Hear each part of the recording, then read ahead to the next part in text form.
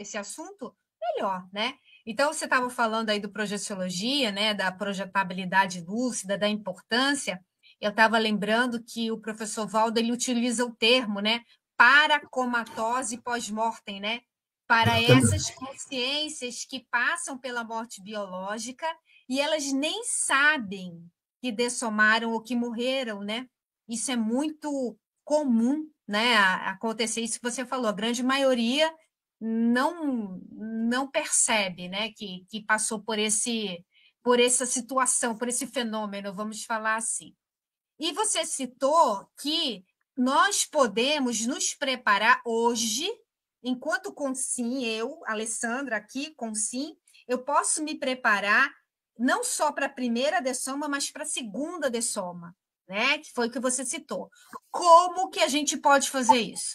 Qual o que a pessoa precisa fazer? Eu estou preocupada com isso, por exemplo. O que eu posso fazer hoje para eu melhorar, além da projeção, que você já citou, né? Além da projetabilidade, o que uma pessoa pode fazer? A projetabilidade, ela é um treino, na verdade, porque o que é a primeira dessoma? Ela tem um outro nome dentro da projeciologia, um sinônimo. É a projeção final. É a projeção onde você sai do corpo e se libera do corpo. Né? Porém, não se libera do corpo energético, necessariamente. Né? E aí, o que prende, né? O que faz esse veículo persistir um pouco mais de tempo? Existe uma série aí de condições. Né? E aí a gente tem que entender o seguinte: a manifestação da consciência ela se dá através do que a conscienciologia denomina aí de pensene, né? Que é uma unidade de manifestação que a gente divide didaticamente, né? Em pensamento, sentimento e energia. Mas não é uma coisa depois da outra. Isso tudo acontece junto. Pensa, sente e qualifica a energia com esse pensamento e esse sentimento. Né?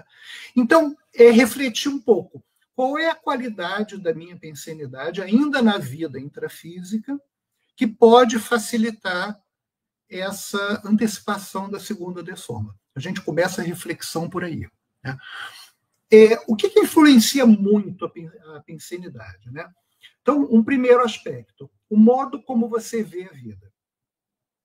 Por que existe paracomatose pós-mortem? Por que a pessoa não reconhece, muitas vezes, que dessomou, que já descartou o corpo físico? Porque durante a vida inteira ela não admite a possibilidade de ter outros veículos além do corpo físico.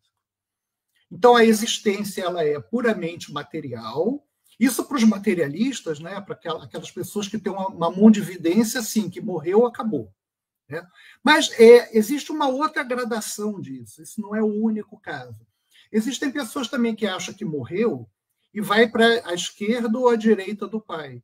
Não tem muita noção do que é a vida no período intermissivo, nem o que é período intermissivo. Acha assim que você passou um estágio aqui e depois é céu ou inferno, é esquerda ou direita do pai. Então, também é uma visão deturpada do que é o extrafísico. Então, quanto mais a gente começa a desfazer esse tipo de crença na vida intrafísica, há uma tendência natural em antecipar, não é garantia, mas há uma tendência natural em antecipar essa condição. Quanto mais você reflete, junta isso com a projetabilidade, junta isso com a prática energética diária, ver mobilizações de energia, exteriorizações, você vai criando traquejo energético, você vai conhecendo cada vez mais esse corpo energético, com o qual você convive a vida inteira. Mas que depois da primeira dessoma não é mais conveniente, não é mais proveitoso continuar convivendo. Então, a primeira coisa é mudar a forma de ver a vida. E como que se faz? Falando assim parece muito simples. A partir da manhã eu vou ver a vida de outra forma. Aí liga aquela pessoa para você diz todos os palavrões, os xingamentos possíveis que você disse a vida inteira para aquela pessoa. Então não mudou nada.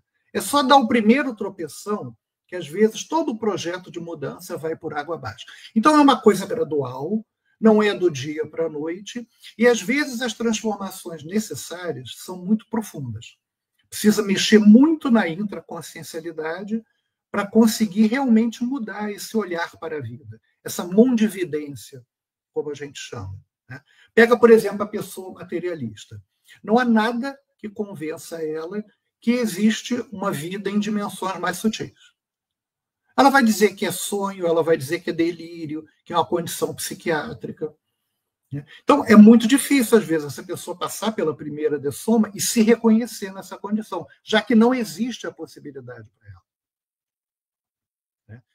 E o mais paradoxal ainda, muitas vezes essa pessoa, quando era consciência, antes de nascer, ela sabia da vida extrafísica. E aí, quando ressoma, esquece tudo. Ela cai numa família, às vezes, numa mesologia, às vezes num tipo de religião que faz ela perder toda essa informação que ela tinha acerca do extrafísico, acerca do que era o período intermissivo. Isso também acontece. Então, muitas vezes, ela até já venceu essa condição, mas no contato com o dia a dia da vida humana, ela volta a ser materialista, ela volta a ter aquele comportamento que é o habitual de várias vidas. Essa dimensão intrafísica, ela engana muito a gente. Ela dá uma ilusão de que ela é suficiente por si só. E enquanto a ciência convencional não avança em termos de conhecimento, já está avançando, já se sabe hoje, já se tem recurso para examinar o cérebro e tudo, mas a coisa sempre é interpretada como é um estado cerebral, né? A consciência é um produto do cérebro, não tem nada além. Né? Então, sempre fica nesse ciclo vicioso. Enquanto a pessoa não rompe isso, a realidade extrafísica não está clara para ela. Porque não adianta também ser uma hipótese distante. Quando eu morrer, eu vou saber. Nem sempre. Não é garantido, né? Não é garantido. Você quer ver um dos cenários mais complicados aí? Isso aparece muito em literatura espírita. Né? É aquela pessoa que dessoma e, para ela é o corpo. Então, existe uma crença e ela se identifica com o veículo físico. Né?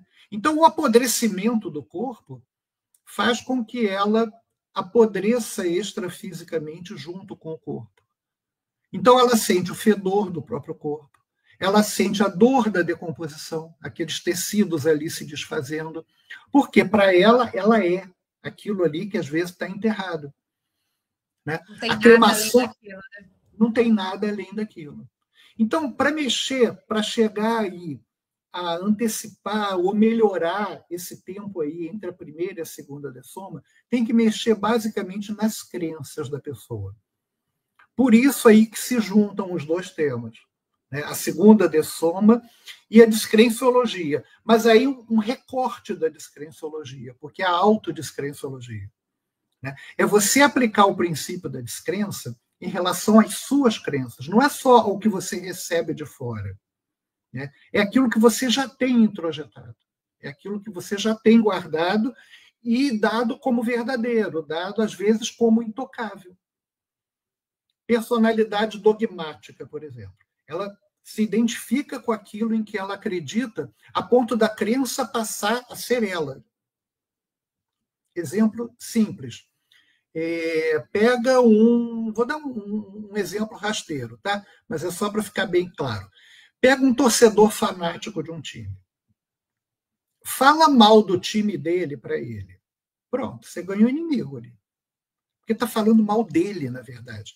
Tal é o nível de identificação que ele tem com aquela crença, com aquela predileção dele. Então, na personalidade mais dogmática, isso é muito comum. Você mexer na crença da pessoa, no fundo, é uma ameaça. E aí, com isso, a gente tem a neofobia, a dificuldade de conquistar aí novos horizontes, novas visões de mundo. Né? O condicionamento intrafísico. A vida intrafísica, para a maioria das pessoas, é uma experiência bastante monopolizante. A gente estava até num grupo de leitura da Apex, agora a gente está na segunda temporada, lendo os 700 experimentos da Conscienciologia. Ano passado a gente leu Projeciologia, esse ano a gente está lendo os 700 experimentos. Né? E tinha um capítulo exatamente falando disso, do quanto a vida intrafísica ocupa a pessoa E não tem muito jeito, porque aí os itens que o professor Valdo coloca ali na enumeração, de fato, você tem que dar atenção para aquilo tudo, mas não de uma maneira monopolizadora. Então ele fala, por exemplo, de sobrevivência. Você perde muito tempo se deslocando de casa para o trabalho, do trabalho para casa. Dinheiro, afetividade, sexo, tudo isso são pontos aí de monopólio. Né? E se você fica só em função dessas coisas, não tem nenhuma abertura, nenhum momento de reflexão para a vida extrafísica, isso não vai vir de graça depois que você dessomar. É quase como se fosse um treinamento, que você tem que ir se acostumando e vivenciando essas ideias, porque também não adianta ser só teórico. Por isso a projetabilidade é tão importante, porque é a oportunidade de você desfrutar aí, na prática, disso que a gente aprende na teoria, lê nos livros.